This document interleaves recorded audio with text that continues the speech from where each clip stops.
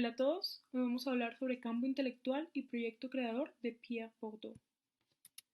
Bourdieu fue un sociólogo francés conocido por el estudio del campo cultural y las relaciones de poder. Centró su investigación en las homologías que se establecen entre las estructuras jerárquicas de los diversos campos, como el campo cultural, el campo intelectual y el campo de poder, y se interesó por las relaciones que conforman las dinámicas internas del campo literario. El texto que nos ocupa fue publicado en 1966, consta de 4 partes y habla sobre el campo intelectual y su proceso de autonomización. En teoría, el texto, o la primera parte de este texto, habla sobre cómo la relación que un creador sostiene con su obra se encuentra afectada por el sistema de relaciones sociales en las cuales se realiza la creación como acto de comunicación, o con más precisión, por la posición del creador en la estructura del campo intelectual. Por campo intelectual, Bourdieu se refiere a un sistema de líneas de fuerza en el que agentes o sistemas de agentes surgen, se oponen, se agregan y en un momento dado dan una estructura específica al campo intelectual. La posición en la que el creador se encuentre dentro de este campo intelectual define muchos aspectos de su obra. Ahora bien, para Bourdieu es muy importante mencionar, y lo dice todo el tiempo en esta primera parte, que este enfoque solo tiene un fundamento en la medida en el que el campo intelectual esté dotado de una autonomía relativa. Es decir, mientras el campo intelectual solo esté mediado por sus intereses intelectuales, la metodología estructuralista funciona. Autonomía. El texto habla sobre la importancia que tiene la autonomía dentro del campo intelectual o cualquier otro campo. Sin embargo, en vez de darnos una definición de diccionario sobre lo que es la autonomía, Bourdieu nos explica a partir de una cronología. Nos dice cómo era antes y cómo fue cuando el campo intelectual se fue consolidando como tal. Entonces, en la Edad Media, parte del Renacimiento y durante la vida cortesana francesa, la vida intelectual era dominada por una instancia de legitimidad exterior. Es decir, había una corte, había un mecenas, había un público del que vivía el escritor o el creador y a estas personas de afuera les debía como algo con respecto a su obra. Entonces, digamos, si era un mecenas, el mecenas tenía todo el derecho a eh, intervenir en la obra. A medida que los campos de las actividades humanas se fueron diferenciando, un orden propiamente intelectual dominado por un tipo particular de legitimidad se definía por oposición al poder económico, al poder político o religioso, es decir, a todas las instancias que podían pretender legislar en materia de cultura en nombre del poder o de una autoridad que no fuera propiamente intelectual. Así llegamos al siglo XVIII, en el que Bourdieu dice que el editor sustituye al mecenas. Eh, entonces esta legitimidad que tiene el editor le da la posibilidad de intervenir, pero porque él tiene unos intereses particularmente intelectuales. Y en el siglo XIX surge el movimiento romántico, que trae consigo estas ideas del arte por el arte y la noción del genio creador. Se establecen unas relaciones nuevas con el público y el texto deja de tener una función y el campo literario más o menos como que eh, avanza un poco más y tiene como otras aristas a las cuales mirar. Sin embargo, Bourdieu habla mucho sobre la idea de que el movimiento romántico es también como una, eh, una propuesta que va de la mano con la revolución industrial y esto que ellos proponen es una respuesta ante la amenaza que trae la industrialización de la creación literaria. Ahora bien, el término de legitimidad para Bourdieu significa capital simbólico y es como el poder que una persona, un creador, tiene dentro de un sistema, de este sistema de, del campo intelectual. Eh, Aquí hay una cita que también me pareció muy relevante. Dice, las relaciones entre cada uno de los agentes del sistema y los agentes o las instituciones total o parcialmente externas al sistema siempre están mediatizadas por las relaciones que se establecen dentro del sistema, es decir, en el interior del campo intelectual y la competencia por la legitimidad cultural, cuya apuesta y al menos en apariencia cuyo árbitro es el público, nunca se identifica completamente con la competencia por el éxito en el mercado. Entonces, eh, es innegable que hay un factor económico detrás de este campo intelectual, digamos que incluso el tema editorial y el tema de publicaciones es un tema económico, pero siempre está regido principalmente por los intereses del campo intelectual. Y este campo intelectual no siempre tiene los mismos intereses que el mercado, por ejemplo. Entonces el hecho de que uno sea un bestseller no significa que uno tenga más legitimidad en el campo intelectual. A veces sí, pero no se relacionan directamente lo uno con lo otro. Y ahora voy a dar una serie de ejemplos con respecto a lo que acabo de explicar. Entonces, eh, me llamó mucho la atención el tema de los editores que desplazan a los mecenas y unido a otra idea que discute Bourdieu sobre cómo al surgir un mercado literario y artístico surgen toda clase de profesiones propiamente intelectuales. Es como cuando uno habla de la construcción de una ciudad, de el surgimiento de una ciudad y empiezan a aparecer estos eh, digamos, estas profesiones propias de la ciudad que no existen en otros lados, asimismo ocurre aquí.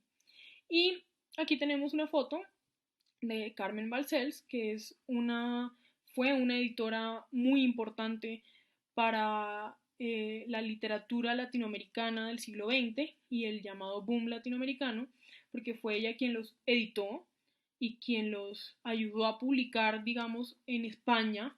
Ya aquí hay otro nivel de legitimidad que es tener que publicar en España para que los autores sean reconocidos, digamos que por lo menos en Europa, y eso es estar en un mapa y eh, en otro, digamos, nivel dentro de este campo intelectual. Un segundo ejemplo que me llama la atención es Roberto Bolaño y Anagrama. Y esta relación se ha estudiado bastante y me interesa mucho esta novela de 2666 en la que Bolaño esperaba publicar 5 novelas de esto. En vez de sacar un libro muy grande, él esperaba sacar 5 novelas para asegurar el futuro de sus hijos en caso de que él se muriera. Sin embargo, Bolaño se muere, los hijos toman todo el manuscrito y lo leen con Jorge Herralde, que es el dueño y creador y editor estrella de Anagrama, eh, y deciden publicarlo como una novela muy grande, porque creían que este era el valor literario, y obviamente sale con el sello de Anagrama, sale con el sello de este editor estrella y con otro crítico literario que se llama Ignacio Echavarría. Y claramente en el 2004, cuando se publica esta novela, queda como primero un bestseller, segundo como mejor novela del año y así. Además, Bolaño y Anagrama tienen una relación muy cercana porque la consolidación literaria de Bolaño viene después de ganarse el premio de Anagrama y que luego lo lleva a convertir, a ponerse lo pone en el mapa y le da más legitimidad y más poder y redes dentro este entramado eh, del campo intelectual. Por último, quiero mencionar el tema que me interesa investigar, que es la literatura mundial y que va de la mano con la literatura comparada.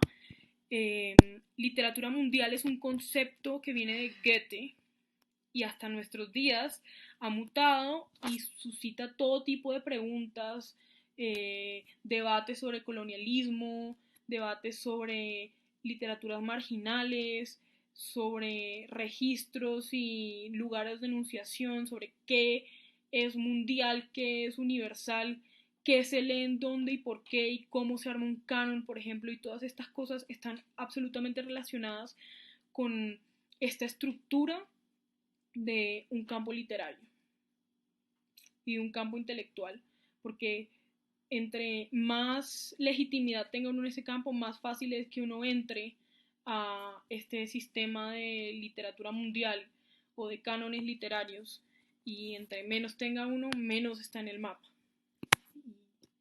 Y listo, esta es la primera parte del texto. Bueno, en lo que respecta a la segunda parte del texto, se denomina Los pájaros de Safón.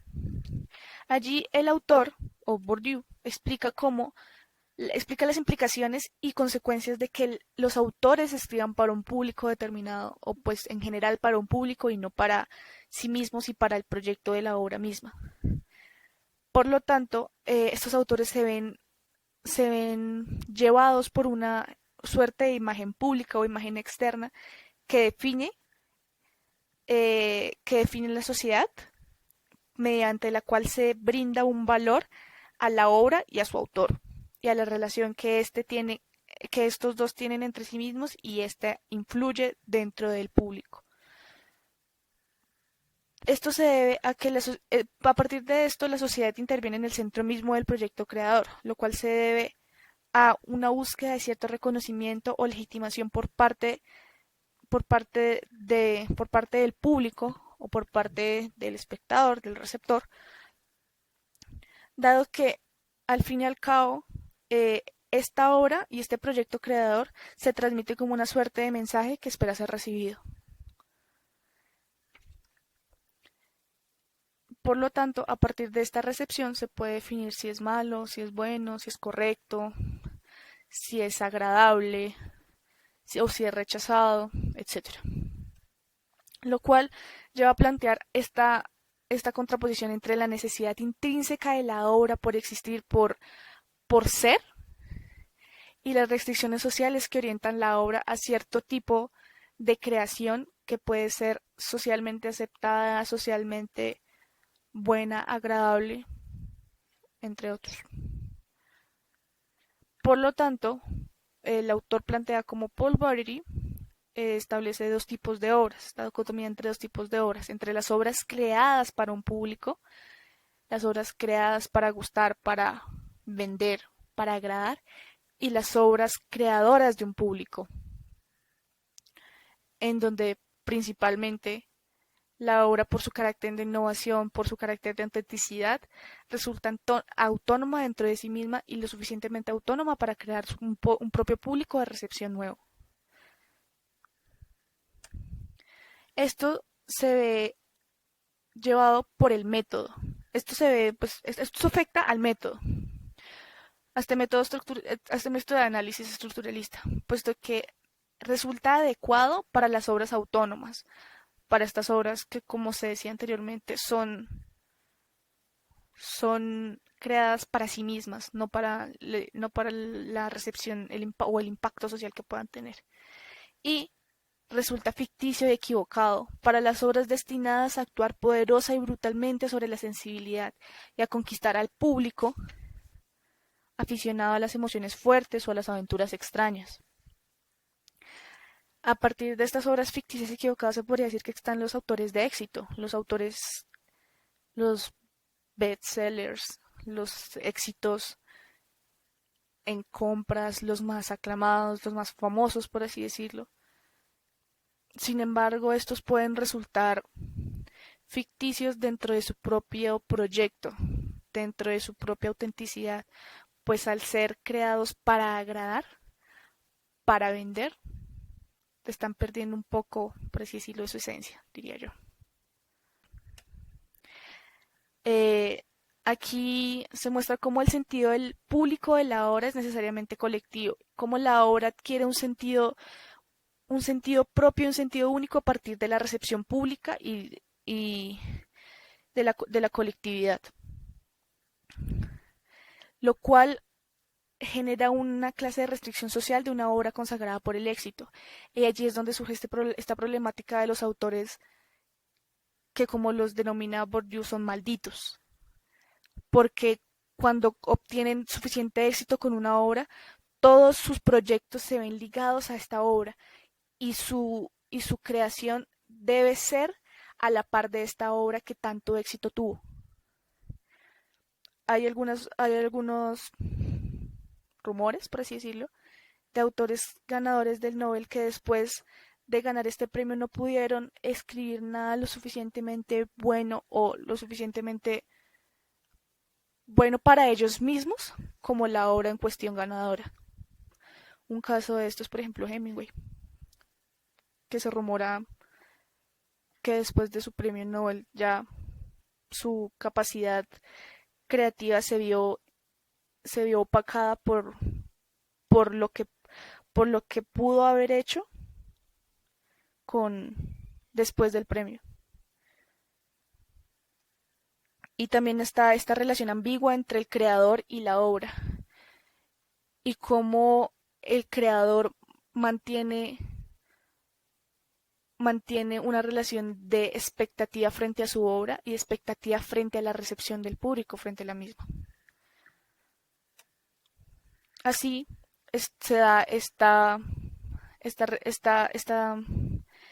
relación donde el autor y la obra y el sentido público dan al final una obra juzgada.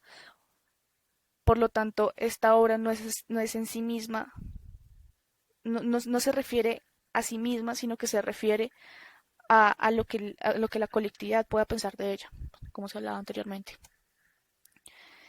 Con lo cual se da una suerte de círculo vicioso en donde el autor, la crítica, el autor define la obra, pero al mismo tiempo el autor se ve definido por la crítica, por lo que el editor pueda pensar de ella y por lo que otros autores puedan pensar de ella. Por eso, Bourdieu menciona cómo los autores mismos realizan una preselección de sus textos por referencia a la idea que se hacen del editor que los va a recibir o de la crítica que los va a recibir o de los autores que van a leer su texto. Así, esto nos lleva, por lo tanto, se puede decir cómo el sentido público de la obra, bueno, como se mencionaba anteriormente, es necesariamente colectivo. Y como Bourdieu mismo lo menciona, en cada una de estas relaciones, cada uno de los agentes empeña no solamente la representación socialmente constituida que tiene el otro término de la relación, sino también la representación de la representación que el otro término de la relación tiene de él, es decir, la definición social de su verdad y de su valor que se integra en y por el conjunto de las relaciones entre todos los miembros del universo intelectual. Lo que nos lleva al mismo sentido del título de la obra, y es como Safón, un joven pastor lidio, enseñó a los pájaros a repetir: Safón es un dios. Al oír que los pájaros hablaban y lo que decían, los conciudadanos de Safón lo aclamaron como un dios. Y allí se da este punto de cómo la recepción influye en la obra en general y cómo cuando una obra es buena, cuando una obra es suficiente, siempre va a ser suficiente. Es decir, si desde su primer receptor la obra es suficiente y la obra es buena, va a resultar suficiente. Un claro caso de esto es el canon en general. El canon nos dice que es bueno, qué textos son buenos, qué textos son resaltables, y resulta muy extraño y resulta muy disruptivo cuando alguien se atreve a mencionar cómo esos textos no son buenos, no son suficientes o no son agradables, no gustan, por así decirlo. Asimismo, con respecto a la recepción de estos textos, y con respecto a las obras creadas para cierto tipo de recepción, hay diversos ejemplos. Están los libros de youtubers, los libros juveniles, los libros de motivación, de superación personal, que en general cuando proponen este fin de vender, de ser un éxito en ventas y de ser un éxito para el público, resultan al final siendo siempre lo mismo, terminan siendo en sí siempre lo mismo. En contraposición contra estos textos que pretenden ser distintos y pretenden ser nuevos, pero realmente es muy complicado y es muy difícil que salgan a la luz, precisamente por este tipo de recepción, por este tipo de esta cuestión de quién lo va a leer, quién lo va a comprar. ¿Vale la pena realmente sacarlo? No es distinto a lo que siempre se lee, es distinto a lo que siempre se saca, y esto puede realmente afectar dentro de la recepción y dentro del propósito mismo de la publicación del texto. Bueno, gracias. Pues bien, hemos llegado al apartado número 3 del artículo Campo Intelectual y Proyecto Creador. Este apartado se llama Profetas, Sacerdotes, Brujos, y en él Bourdieu va a intentar explicar cómo funcionan las piezas del campo intelectual. Entonces, para comenzar, vamos a leer con una cita del autor. Si bien cada una de las partes del campo intelectual depende de todas las demás, no dependen todas en el mismo grado de todas las demás. Como en el juego del ajedrez, en que la suerte de la reina puede depender del más insignificante peón, sin que por ello la reina deje de tener un poder infinitamente más grande que cualquier otra pieza. Así las partes constitutivas del campo intelectual, que están colocadas en una relación de interdependencia funcional, resultan, sin embargo, separadas por diferencias de peso funcional y contribuyen de manera desigual a dar al campo intelectual su estructura específica. Entonces, el campo intelectual es como una mesa de ajedrez y vamos a ver cómo está organizada esa mesa, quiénes son las reinas y quiénes son los peones. El autor habla de 3 esferas: una esfera de la legitimidad, una esfera de lo legitimable y una esfera de lo arbitrario. En la esfera de la legitimidad se encuentra la música, la pintura y la literatura. Sin embargo, es un tipo de música, un tipo de pintura y un tipo de literatura. En la esfera de lo legitimable se encuentra el cine, la fotografía y el jazz. Ahí vemos cómo es un tipo de música y cómo hay otros tipos de música que quedan afuera. Y después está la esfera de lo arbitrario, donde vemos cocina, vestidos, decoración, deportes. ¿Quiénes son aquellos que legitimizan la esfera de la legitimidad? La universidad, la academia. La esfera de lo legitimable, los críticos, los clubes. Y la esfera de lo arbitrario, los creadores de alta costura, la publicidad. Entonces, ¿quién decide qué se legitimiza y qué no? Los guías culturales, dice el autor. ¿Por qué? Porque en virtud de su poder político o económico, están en condiciones de imponer sus normas culturales a una fracción más o menos amplia del campo intelectual. Por esto, decimos nosotros, la existencia de obras consagradas y de toda una serie de reglas que definen la aproximación sacramental supone una institución cuya función no sea solamente de transmisión y de difusión, sino también de legitimización. En esta cita del autor, Bourdieu dice algo muy importante, y es que la academia no solamente tiene la responsabilidad de transmitir y de difundir, sino de legitimizar esas obras consagradas. Y así entendemos que la posición y la complementariedad entre los creadores y los profesores constituyen sin duda la estructura fundamental del campo intelectual, por la misma razón que la oposición entre el sacerdote y el profeta. Esto es muy interesante y merece una pausa. ¿Por qué? Porque él dice que esa academia en sus profesores legitimizan unos temas, pero luego hay esos creadores que son esos profetas y los profesores son esos sacerdotes. Y entonces están en un rifirrafe, en un juego, como en una incomodidad de qué se legitimiza y qué no se legitimiza. Todo dicho en términos muy coloquiales. Y él dice que esto es muy importante porque por un lado está el orden, por un lado está el orden y por otro lado está el desorden. Y entonces aquí nos hacemos una pregunta. Al finalizar la sección anterior, el apartado número 2, en el mismo grupo se metió los libros de youtubers, la literatura juvenil y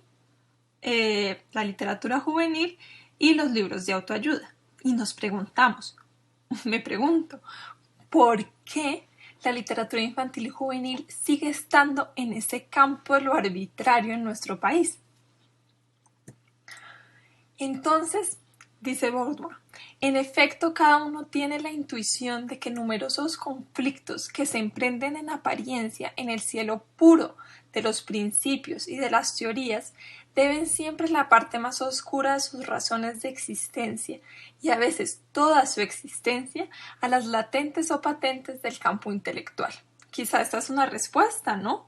Porque si no, él dice, ¿cómo comprender de otro modo que tantas querellas ideológicas del pasado nos resulten incomprensibles? Y es incomprensible que hoy en día la literatura infantil y juvenil se tomen desde la esfera de lo arbitrario.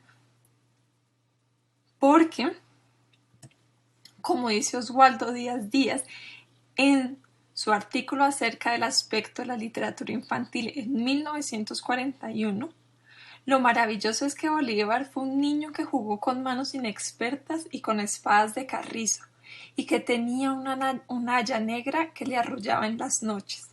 Pero lo maravilloso no es que Bolívar haya sido un niño a quien le contaban cuentos en las noches, lo maravilloso es que todos hemos sido esos niños a los que nos han arrullado con cuentos en las noches.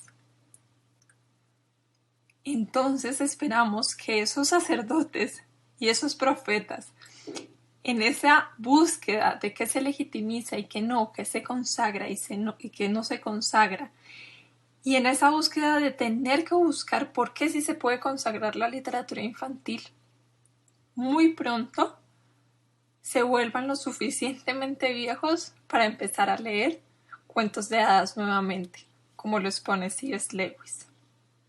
Claramente esta es una pregunta y una respuesta que merece mucho más análisis, pero ya tenemos un poco de ella. Gracias. Hola a todos y todas. Voy a encargarme de la cuarta y última sección del texto de Pierre Bourdieu titulada Inconsciente cultural. Antes de entrar en materia, sin embargo, y pensando en que la idea de nosotros como grupo era ver cómo el texto de Bourdieu se relacionaba con nuestros intereses de investigación, quisiera detenerme en 3 puntos señalados ya por mis compañeras en sus respectivas intervenciones y que considero muy valiosos para mi investigación, que está centrada en la representación de las violencias estructurales en el cine y la literatura de Colombia a finales del siglo XX y comienzos del siglo XXI. Así quisiera detenerme primero en lo que señalaba Silvia a propósito de su exposición de la segunda sección del texto de Bourdieu, y es que el método estructuralista resulta adecuado únicamente para el análisis de obras autónomas, que son estas obras creadas para sí mismas y que responden únicamente a sus necesidades intrínsecas. Como bien señalaba Silvia, esta categoría de obras autónomas se opone al de obras creadas para un público que responden a necesidades más allá del campo intelectual. Yo siento que la representación del fenómeno de la violencia en Colombia se ha dado justamente a partir de las obras creadas para un público, que como las define Bourdieu son aquellas destinadas a actuar poderosa y brutalmente sobre la sensibilidad del espectador o del lector. Y también siento que la representación del fenómeno de la violencia ha estado determinada por las expectativas de mercado, por las leyes de oferta y demanda, y en la misma medida ha sido influenciada por la estética de la violencia explícita que ha predominado en los medios de comunicación. Es Para mí la representación de la violencia en Colombia se ha dado desde, pues a partir de un esquema que privilegia las imágenes espectaculares, que está plagado de imágenes truculentas que por su misma naturaleza explícita deben ser censuradas, y produce en últimas un estado de irreflexividad frente a los hechos de violencia que representan y su carácter estructural y sistémico. Dicho esto, quisiera pasar a lo que señalaba Camila hace un momento a propósito de la separación del campo intelectual en tres esferas, y es que ella dice que los guías culturales son quienes, en virtud de su poder político o económico, deciden qué se legitimiza y qué no. Para los propósitos de la investigación de ella y de la mano del texto de Bourdieu, estos guías culturales se ubicarían, aquí los estoy tapando, en esta esfera de la legitimidad, y estarían amparados en las instituciones universitarias. Sin embargo, lo que yo propongo es que estos guías culturales en el caso colombiano están más asociados a los medios de comunicación que a las mismas instituciones educativas. Por eso me pregunto yo cuáles son realmente estas instancias de legitimación. Y viendo la historia de Colombia en el siglo XX, yo me pregunto, ¿puede hablarse en nuestro caso de un poder letrado desvinculado por completo del poder económico? También me pregunto, ¿no depende acaso este poder supuestamente legítimo de la academia, en el caso colombiano, de su relación con los medios de divulgación e información? Y por último, yo me planteo una pregunta que creo que es transversal al todo el texto de Bourdieu, y es si el campo intelectual es verdaderamente autónomo en el caso colombiano.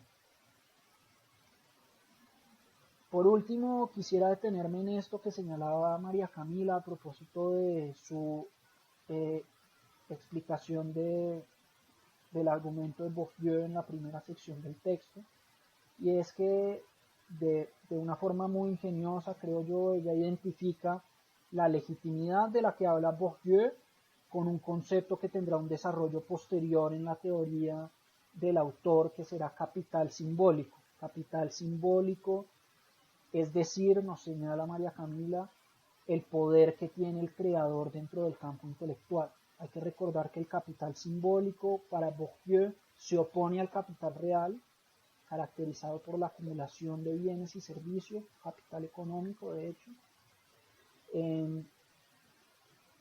y que este capital real es el que determina la estructura política, económica y social, mientras que el capital simbólico, como nos dice María Camila, es el que vendría a regir el campo intelectual. Sin embargo, yo considero que en Colombia la posición del autor dentro del campo intelectual está determinada por su posición relativa en la estructura social, y que el capital simbólico, en lugar de oponerse al capital real, está plegado a él, está al servicio de hecho de los grupos que detentan el poder económico. Y una prueba de esto es que las instancias de legitimación le pertenecen justamente a estos grupos que detentan el poder económico, como la organización Luis Carlos Sarmiento Angulo, como el grupo empresarial Santo Domingo, como la organización Ardila Lule, etcétera, etcétera. Los medios, que son estos guías culturales que detentan el poder simbólico y son instancias de legitimación de la cultura, están al servicio del poder económico en este país. Esto me lleva a desembocar en una cita, que de hecho está en el último párrafo del texto de Bourdieu, en la que señala que toda influencia y toda restricción ejercidas por una instancia exterior al campo intelectual es siempre refractada por la estructura del mismo. Así, por ejemplo, la relación que un creador establece con su clase social de origen está mediatizada por la posición que ocupa en el campo intelectual, en función de la cual se siente autorizado a reivindicar esta pertenencia o inclinado a repudiarla y a disimularla con vergüenza. Esto en mi opinión, sitio que aplica para el caso colombiano, en el que yo creo que no podría hablarse de un campo intelectual sin reconocer que este campo ha estado siempre insertado en una élite letrada que coincide con ser también la misma élite económica, política y social. De manera que el poder simbólico que detenta un creador al interior del campo intelectual está siempre relacionado con su posición de privilegio dentro de la estructura social. Y como nos recuerda Bourdieu, hay dos vías: la reivindicación, o como suele ser más frecuente en el caso colombiano, el repudio o el disimulo con vergüenza. Sin embargo, estas dos actitudes de reivindicación o repudio no son ni mucho menos actitudes conscientes, y esto le permite a Bourdieu definir un concepto que será muy fecundo en su teoría posterior, que es el de hábitus. Entonces, Bourdieu se refiere al hábitus cultivado como una disposición general del inconsciente cultural, estas prácticas que se han instaurado en el campo intelectual por cuenta de la influencia de que la estructura social tiene en él, y es una disposición general generadora de esquemas específicos susceptibles de aplicarse en campos diferentes del pensamiento, de la acción. Y a mí me parece que aquí Bourdieu desencadena en uno de los puntos centrales de este texto, y es en la indicación sobre ciertas falencias del método estructuralista, cierta insuficiencia del método, porque hay cuestiones, como muestra este breve examen de la representación de la violencia en Colombia que yo acabo de intentar, que son transversales a campos diferentes del pensamiento de la acción, que demuestran la relación porosa entre el campo de la información, que es necesariamente político, y el campo de la representación, que aspira a ser cultural y autónomo de las condiciones sociales, políticas y económicas. Y es que en la medida en que no pueda aislarse este campo y considerárselo de forma autónoma o independiente, el método estructuralista resulta insuficiente, y es por eso que Bourdieu termina trayendo a su análisis a otro tipo de referentes como Durkheim, como Weber, como el mismo Schücking, y bueno, por supuesto también a Marx, y anticipan de alguna forma lo que será su trabajo posterior, en el que se distanciará del estructuralismo y se acercará a la crítica cultural marxista y al materialismo histórico, y permitirá reconocer de qué manera es necesario hacer una aproximación a partir de estos dos puntos de vista para dar cuenta cabal del objeto de estudio. En este caso que a mí me ocupa, de la representación de la violencia en la literatura y el cine colombianos, pero como bien nos mostraron María Camila, Silvia y Camila, también en otros objetos de estudio muy diversos como la literatura mundial, el examen de los puntos de vista y la literatura infantil. Creo que eso sería todo. Muchas gracias. Chao.